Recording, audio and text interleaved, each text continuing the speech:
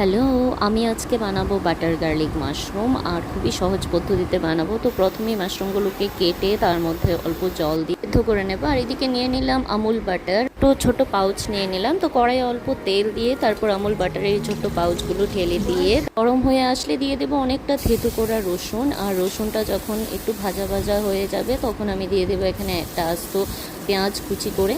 রেসিপিতে আরও অনেকেই অনেক ইনগ্রিডিয়েন্টস অ্যাড করে, কিন্তু আমি আজকে খুব সহজ পদ্ধতিতে করছি। আর আমার হাজব্যান্ড বলেছিল যে একটু শুকনো শুকনো করে কিছু একটা করে দাও মাশরুম দিয়ে, তো আমি সেই কারণেই আমি বাটার গার্লিক মাশরুমটা শুকনোই বানাচ্ছি। তো দেখো এখানে ঢেলে দিচ্ছি মাশরুমগুলো যেগুলো সিদ্ধ করে রেখেছিলাম, দিয়ে দিলাম স্বাদ মতো নুন, দিয়ে কিছুক্ষণ নাড়তে থাকলাম। যখন অল্প একটু ভাজা ভাজা হয়ে আসবে তার মধ্যে দিয়ে দেবো আমি শুকনো লঙ্কা কিছু থেঁতো করে রেখেছিলাম, আর দিয়ে দিচ্ছি গোলমরিচের গুঁড়ো।